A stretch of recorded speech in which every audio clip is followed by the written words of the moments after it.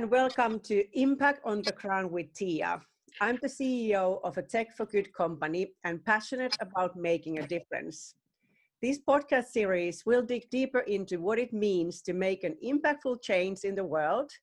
And this podcast series is meant for individuals interested in topic, companies, social enterprises, charities, government bodies, and so on, whoever is interested in learning more about the most impactful change. We focus on the dynamics between those who have something to give with those who actually do the beneficiary work on the ground. Today, I have a guest here from a charity called Africa's Gift, Ken Dunn. Welcome. Thank you. Could you, Ken, tell me a little bit about your organization? What do you do? Of course, the name tells something, Africa's Gift, so you give Africa, but what in actual fact do you do?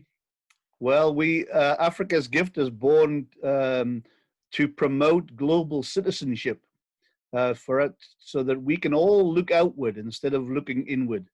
And we do that through education, and in particular, we do that through education for sustainable development, with a real focus on social justice, and in particular, the uplifting of women and young girls in Africa.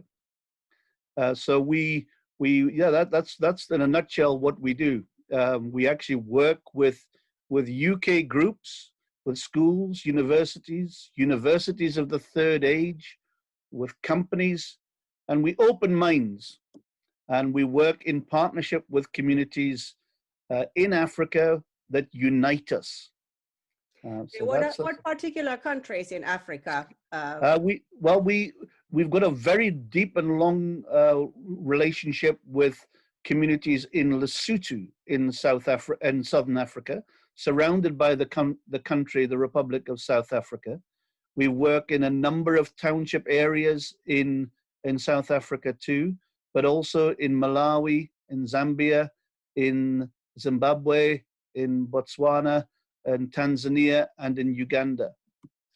Okay, so how old is this organization, and how did it start? Okay, believe it or not, it started with a photograph. I'm a very keen and accomplished photographer, and I won a national photographic competition, and the prize was a trip to Africa. Wow. for 6 weeks for two people, and our son had just been born, so my wife couldn't accompany us. So me and my brother swanned off around Africa for 6.5 weeks.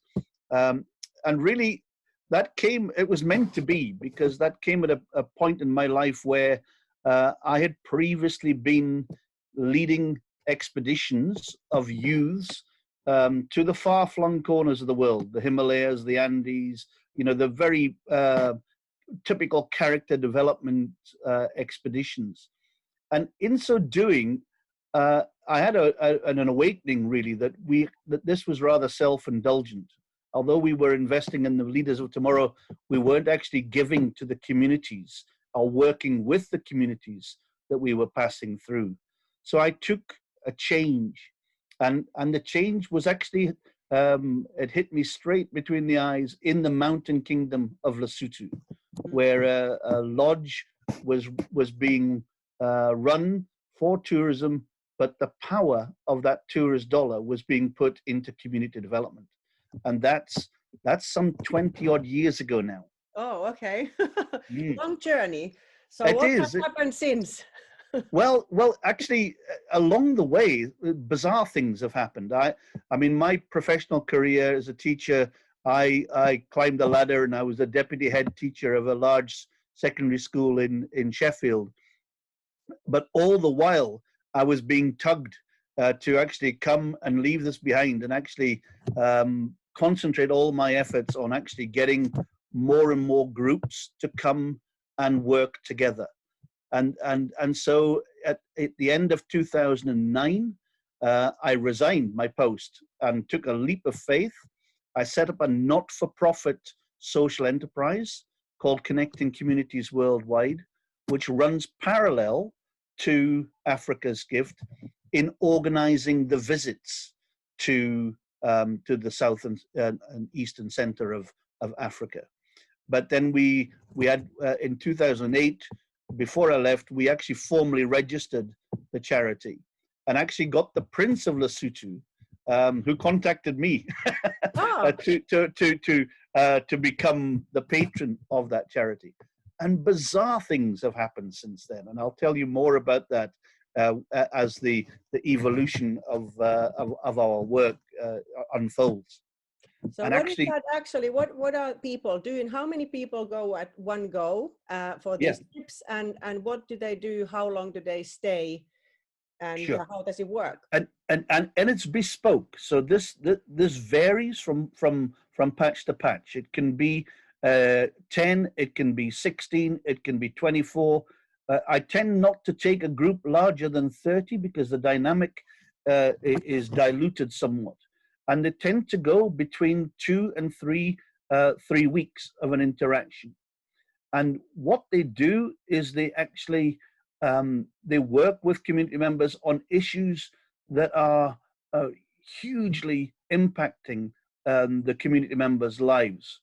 And you know, the first time I ever went to the Mountain Kingdom of Lesotho, I was overwhelmed by the amount of open fires that there were, and the smoke that was actually being ingested indoors and outdoors by community members.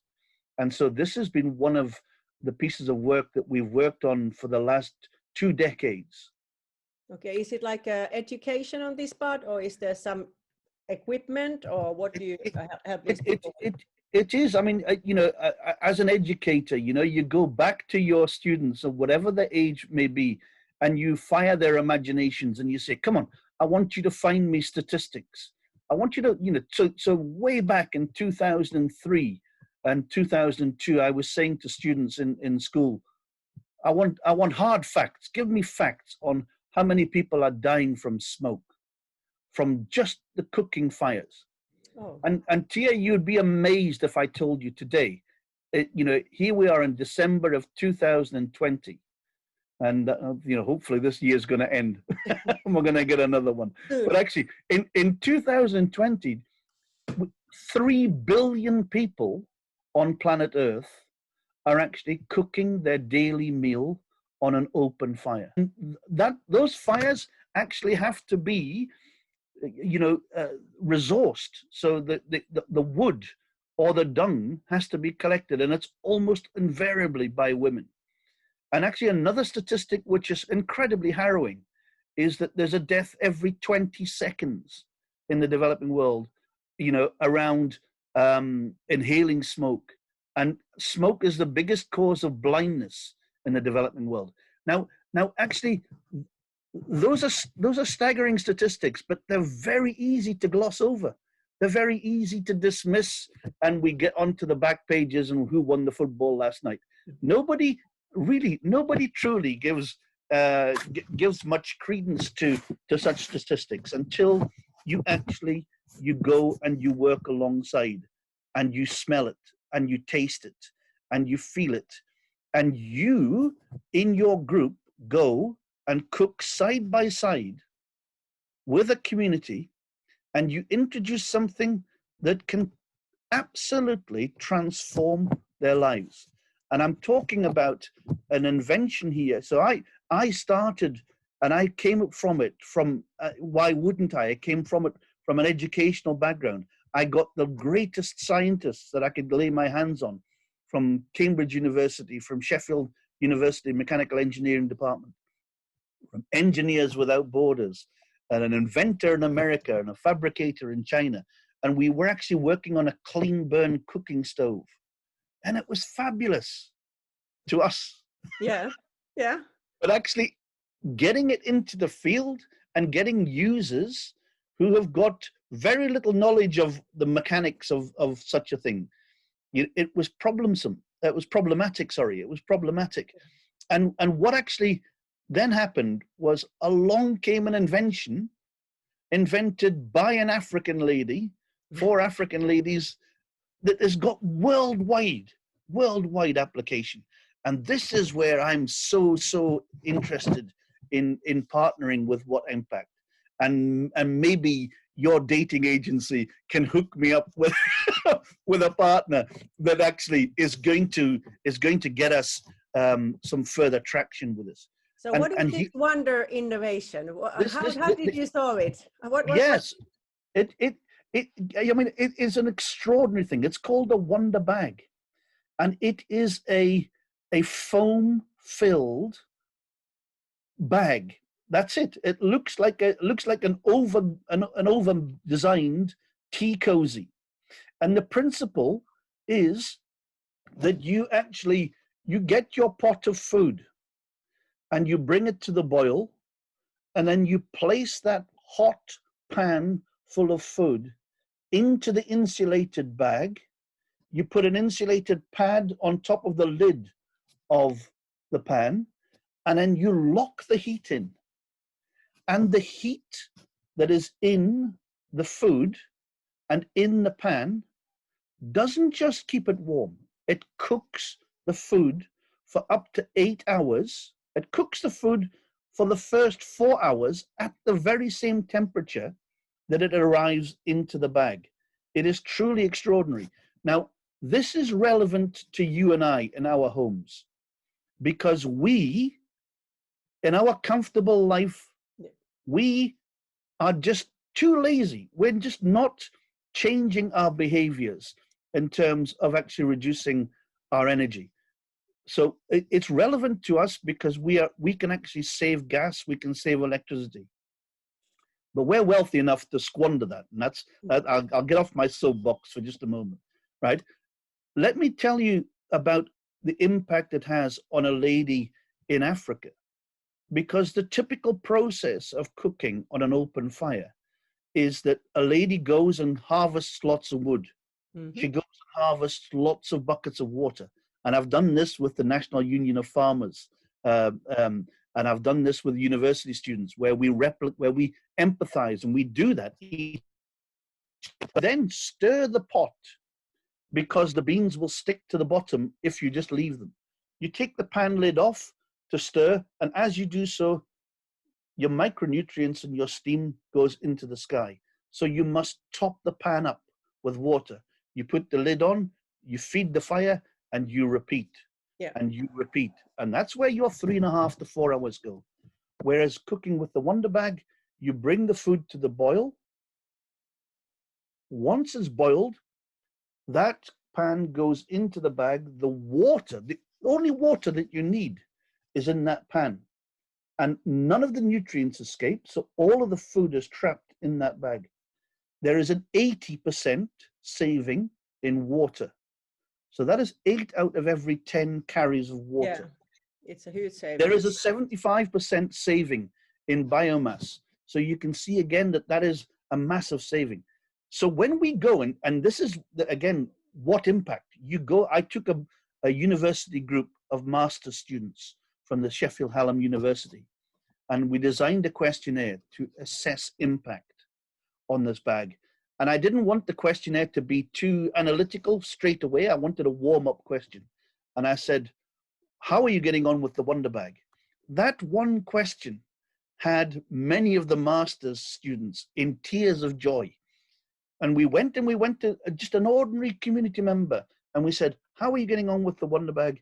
And we were shocked at the results. One lady said, thank you for giving me my life back. This is a puffy bag full of foam. And another lady said, this bag has saved my life. This bag has saved my eyesight. And a young girl said, this bag has enabled me to go to school.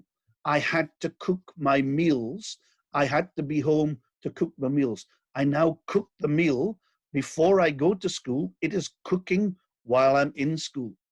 So this is a transformative bit of tech. And this is, and Tiia, this is where I'm very interested in engaging with companies that are heavy energy users. Because the African lady who designed this bag is really quite astute.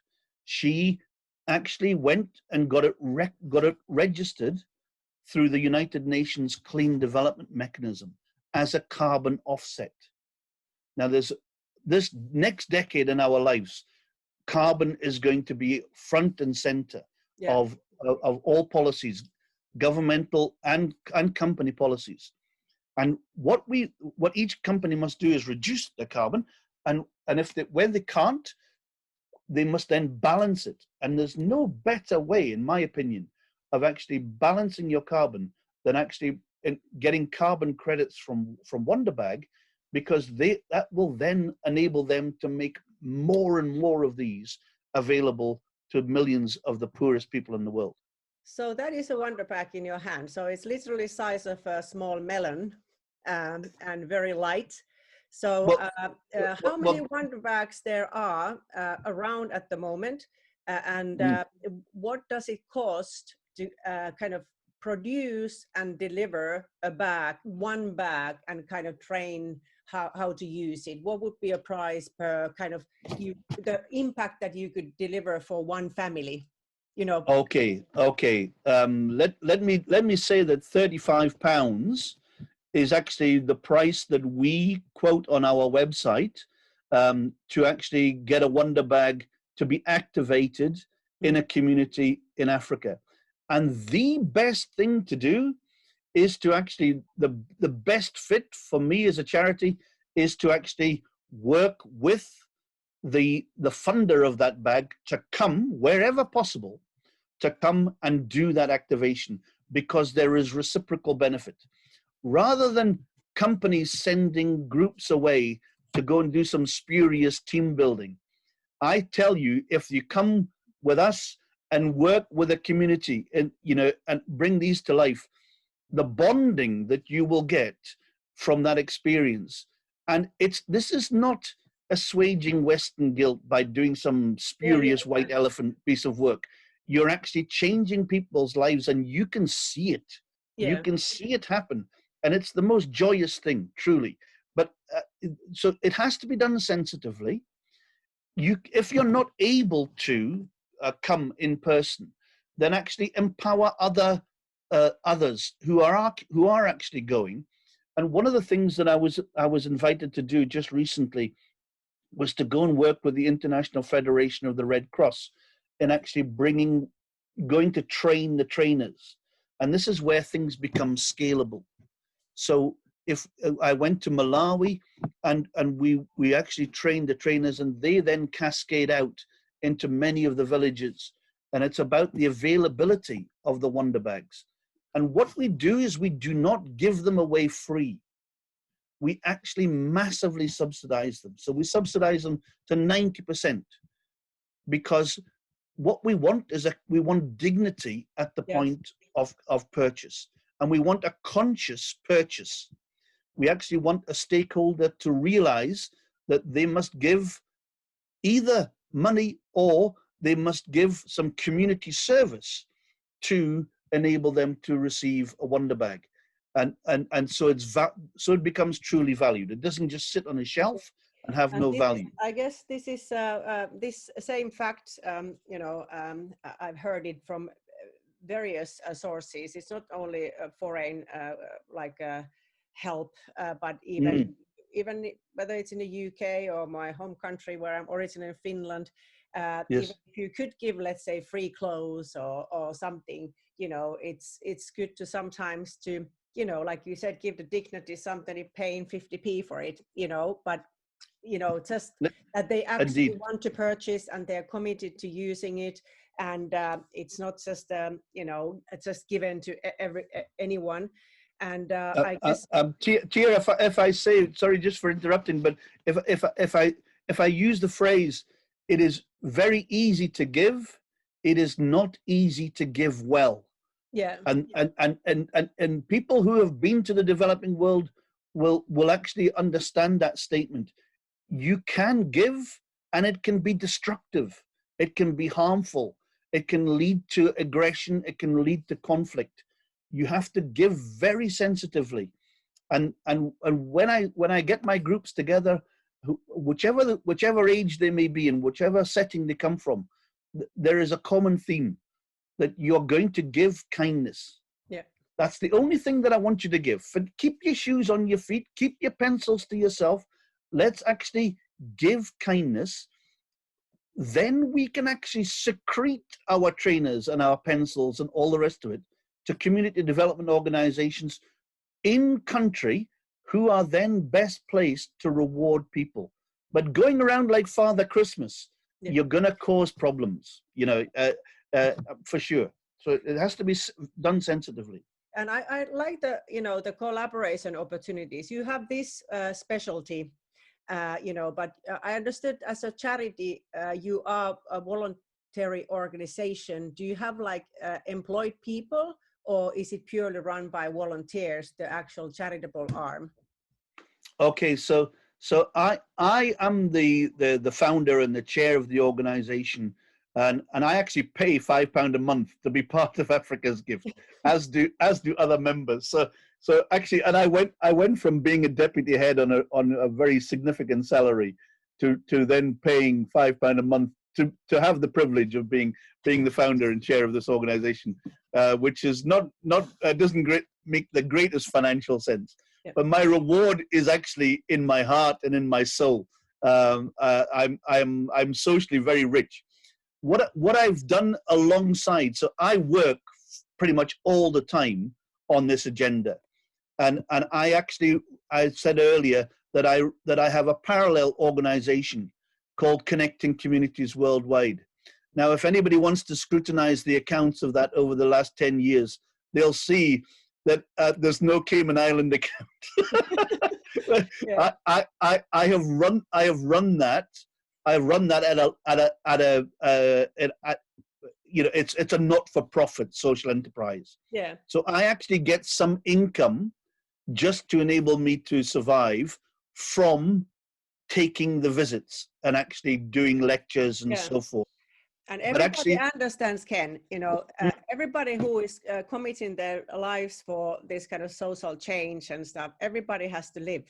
And I don't see any problem in that. And even now looking for corporate partners and other maybe organizations who work on the ground, like you said, whether it's Red Cross and stuff, and you are focusing on this product and, that's kind of clean air, I would say, for the people who cook and so on. So, I think it's even more important for them that there are hired people and people who can be relied on staying in an organization. So sure. I wouldn't see that a problem at all, even if the charity arm would be paying for someone.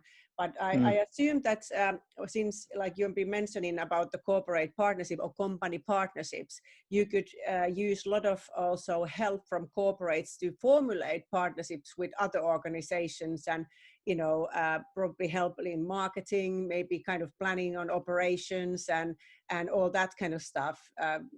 Do you agree? Indeed. And actually,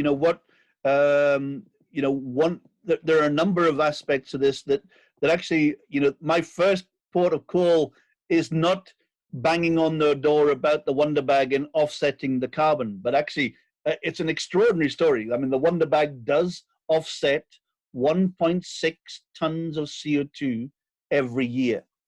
And that's an independent. That is a lot. That's it's a great innovation. I'm like stunned, and I don't know why all these international operations in developing countries, why shouldn't they kind of acknowledge this kind of product? Because like you said, there is a lot of this kind of hidden negative impact on especially women who are tied with just by the food kettle, and also then having health implications and cannot go to school, they lose their health, and and they know it. Like you said, that somebody said that thank you for saving my eyesight.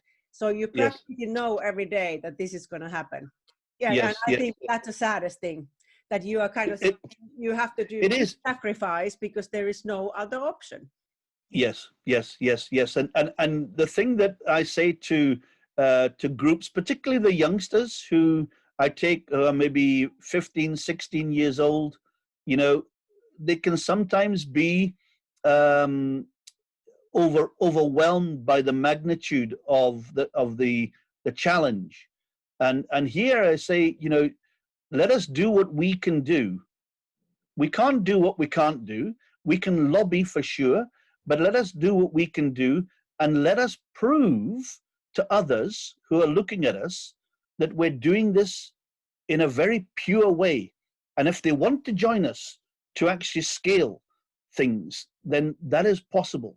And this is where I'm quite excited about working with What Impact, because if we can get some schools, some universities, some corporates, some common interest groups who actually see the purity of what we do, and actually see the ethos aligns, then actually I can take groups from those organizations.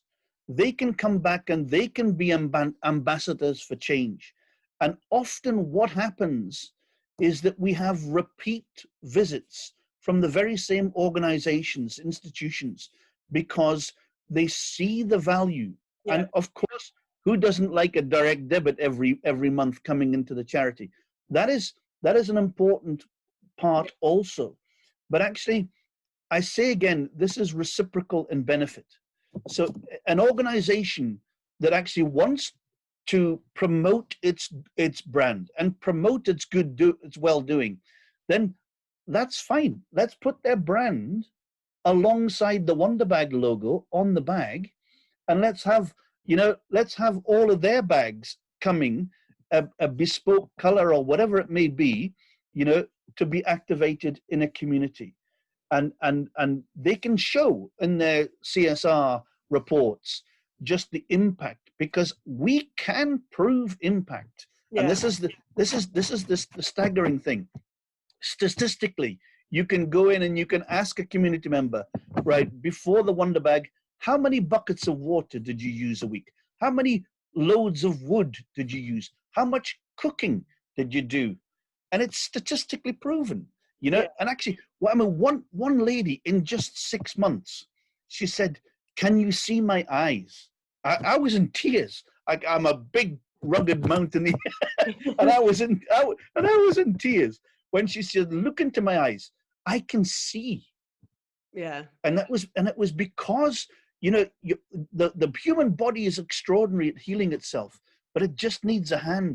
And this bit of intermediate technology is extraordinary. I mean, I could go and talk forever about. But I think like I said before, that kind of, even if, let's say, a company or any funder, crown maker, has, let's say, educational point of view, this, like you said, that that the young girls are pretty much doomed to be by the stove.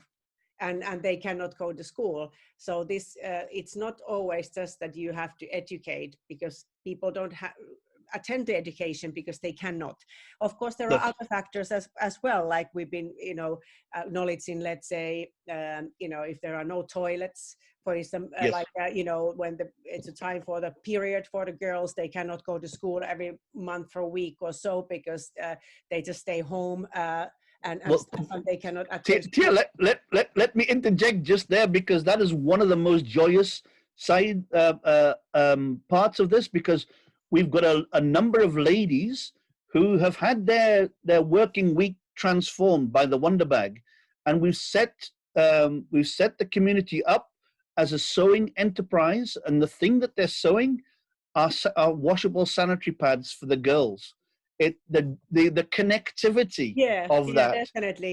is just beautiful stuff, what you're saying. I mean, then you have time to invent, innovate, and use your hours to do something a good, not just the bottom part of the Maslow's hierarchy, but you can just climb up the ladder in that sense, and which then leads for innovation.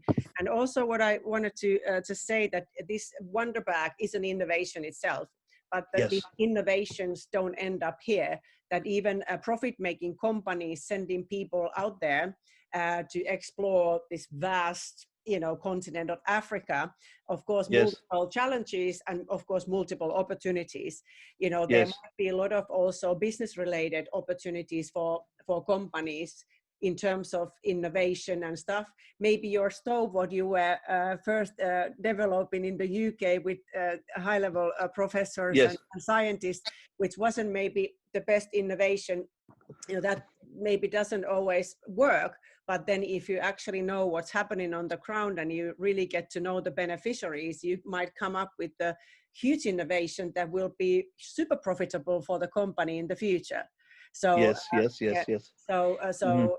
it's not only that everybody has to do this for the kindness of their heart. That comes anyway, Sure.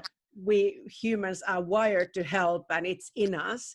But in terms of making sense to companies, corporates, to invest in these kind of programs, there needs to be also some other values than just the individual feeling good.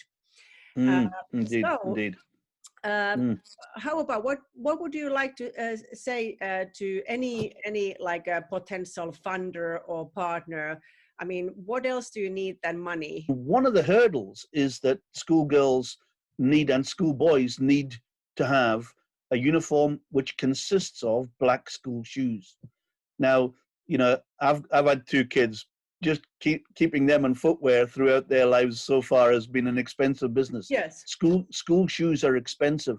So one of the things that we've done is we've actually created a Shoes for Africa campaign as part of Africa's Gift charity.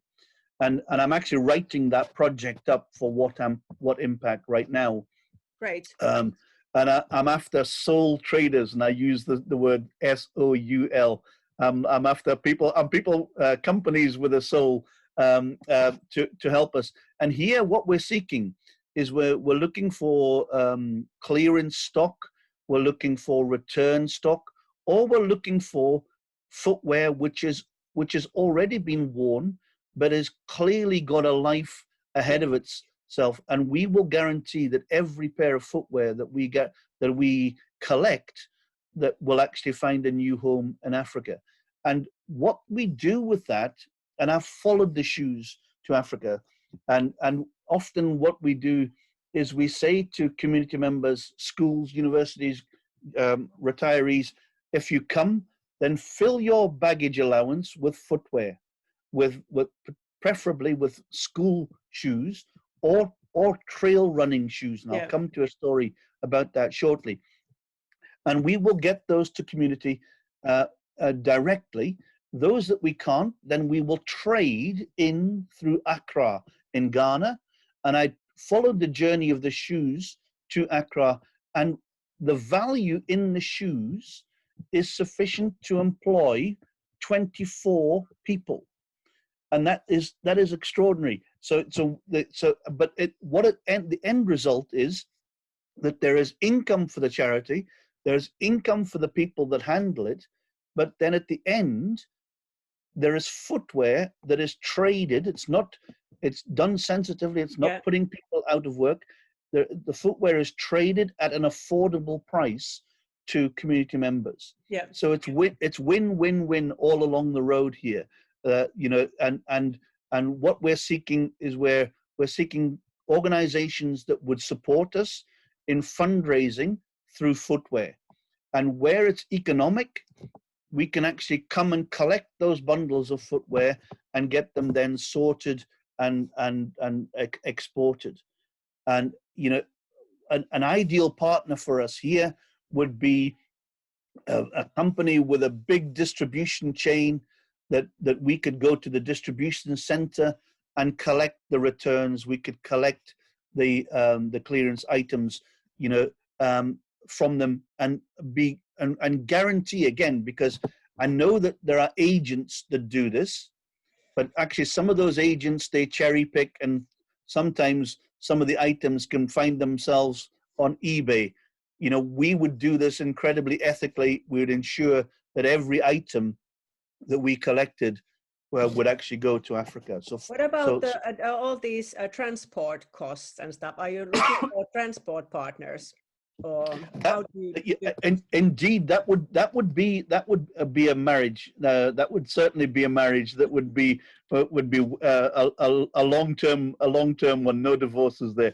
It would, to name a name, someone like DHL that would actually not only enable us to transport the items within the UK, but also internationally, Yeah. because sometimes crossing borders with items is problematic and costly. So for sure, that would be a massive help. Okay, thank you, Ken. This has been very inspiring conversation, and I'm very excited about, like you said, about the chain of impact and all this, that you have such a vast knowledge of all the little details that impact on the quality of life, especially children and women, and how little things which might be super just normal and we don't even pay attention to in like our lives here in Western world, will then have a huge influence on their future. And the future presidents will come from these villages where suddenly they have had a wonder bag. That's what happens. So otherwise, there is no progress. But yes, very interesting. And I hope you get new supporters to whatimpact.com and from elsewhere. And I really encourage any podcast listener who has any contacts within the production or distribution sector, or any organizations who are happy to fundraise or actually travel and be advocates in Africa, and really to get in touch. So Africa's Gift is found on whatimpact.com, and like you said, Ken, you will be placing different projects there for people to browse and see what it means in practice and how to support you. Is there anything else that you would like to say? I would just like to say that the poorest people on the planet are closest to the soil. And so, another major piece of work that we find ourselves doing is working to grow food in a sustainable way. And we've been doing, we've developed a teaching farm in Lesotho, and we've been practicing permaculture and conservation agriculture and agroforestry. We have a fantastic tree planting initiative, which is actually not just about planting trees, but growing trees. So those trees that are planted are nurtured, and we have a campaign on our website to encourage people to offset their carbon by planting trees and sponsoring Wonder Bags, because the two go hand in hand. Yeah, and of course, I bet, yeah. yeah. So there's a plethora of work, and I encourage people. We look for like-minded people with kind hearts to get in touch. Yeah. Well, I just say thank you, Ken. This has been so inspiring, and let's let kindness rule the world, I would say.